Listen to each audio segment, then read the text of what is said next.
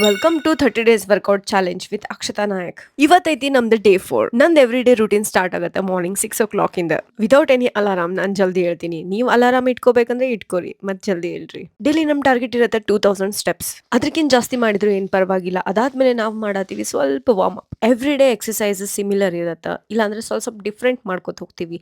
ನಿಮ್ಗೆ ಏನೇನು add up ಮಾಡ್ಕೊಳ್ಳೋದೈತಿ ನಿಮ್ದು ಎಕ್ಸಸೈಸ್ ಒಳಗಡೆ ನೀವು ಮಾಡ್ಬೋದು. ಇಲ್ಲಾಂದ್ರೆ ನಂದು ಫಾಲೋ ಮಾಡ್ರಿ. ಸ್ಟ್ರೆಸ್ ಕಡಿಮೆ ಆಗ್ಬೇಕು, ಟೆನ್ಷನ್ ಕಡಿಮೆ ಆಗ್ಬೇಕಂತಂದ್ರೆ ಎವ್ರಿ ಡೇ ನೀವು ಎಕ್ಸಸೈಸ್ ಮಾಡ್ಲೇಬೇಕು.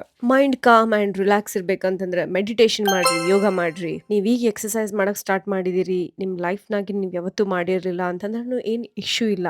ನೀವ್ ಇವತ್ತು ಸ್ಟಾರ್ಟ್ ಮಾಡ್ಬೋದು. ಬಟ್ 1 ವಾರ ನಿಮಗೆ ಪ್ರಾಬ್ಲಮ್ ಆಗತ್ತೆ ಅಷ್ಟೇ. ಅದಾದ್ಮೇಲೆ ನೀವೇ ಅದಕ್ಕೆ ಅಡಿಕ್ಟ್ ಆಗ್ತೀರಿ. ಜಿಮ್ ವರ್ಕೌಟ್ ಮಾಡ್ಬೇಕಂತಂದ್ರೆ ಅದೇ ಬೇಕು ಇದೇ ಬೇಕು ಖರೀದಿ ಮಾಡ್ಬೇಕಂತ ಏನು ಇರಲ್ಲ. ಇವಾಗ ನೋಡ್ರಿ, ನಾನು ಡಂಬಲ್ಸ್ ಯೂಸ್ ಮಾಡೋ ಜಾಗಕ್ಕೆ ಒಂದ್ ಬ್ರಿಕ್ ಯೂಸ್ ಮಾಡ್ಲಿಕತ್ತೀನಿ. ಇಟ್ಟಂಗಿ ಅದು ಆಲ್ರೆಡಿ ಮನಿರೋ ಅವೈಲೇಬಲ್ ಇದೆ ಸೋರ್ಸ್. ಇನ್ವೆಸ್ಟ್ ಮಾಡ್ಲೇಬೇಕಂದ್ರೆ ಶೂಸ್ ಮತ್ತೆ ಔಟ್ಫಿಟ್ ಮೇಲೆ ಮಾಡ್ರಿ. ನಮ್ಮ ಔಟ್ಫಿಟ್ ಎಷ್ಟು ಕಂಫರ್ಟೇಬಲ್ ಇರುತ್ತೆ ಅಷ್ಟು ನಮಗೆ ಇಂಟ್ರೆಸ್ಟ್ ಬರುತ್ತೆ. ಎಕ್ಸಸೈಸ್ ಯೋಗ ಮುಗಿದ ಕೂಡಲೇ ಎವ್ರಿ ಡೇ ನಾವೇನ್ ತಿನ್ಬೇಕು ಅದನ್ನ ನಾನು ತಿಂದು ಮುಗಿಸಿದೆ. ಸ್ವಲ್ಪ ಮನಿ ಕೆಲಸ ಮಾಡಿದೆ, ಸ್ವಲ್ಪ ನಂದು ಓನ್ ವರ್ಕ್ ಮಾಡ್ಕೊಂಡೆ. Every day 2 litre water bottle ನಾವು ಖಾಲಿ ಮಾಡ್ಲೇಬೇಕು. ಪ್ಲಾಸ್ಟಿಕ್ ಅನ್ನ ಅವಾಯ್ಡ್ ಮಾಡ್ರಿ. ನಮ್ಮ ಮನೆ ಒಳಗಡೆ ಆಲ್ರೆಡಿ ನಾವು ಪಿತಾಂಬರ್ ಒಳಗಡೆನೆ ನೀರು ಸ್ಟೋರ್ ಮಾಡಿಡೋದು. ಸೊ ನಾನು ಅದನ್ನೇ ಡೈರೆಕ್ಟ್ ಕುಡಿತೀನಿ. ನೆಕ್ಸ್ಟ್ ಡೇಗೆ ಏನೆಲ್ಲ ಬೇಕು ನಾನು ಅದನ್ನ ಪ್ರಿಪೇರ್ ಮಾಡಿ ಇಟ್ಕೊಂಡಿನಿ. ನೈಟ್ ಡಿನ್ನರ್ ಆದ್ಮೇಲೆ ನೀವು 100 ಸ್ಟೆಪ್ಸ್ ನಡಿಲೇಬೇಕು. ನೆಕ್ಸ್ಟ್ ಡೇ ಸಿಗೋಣ.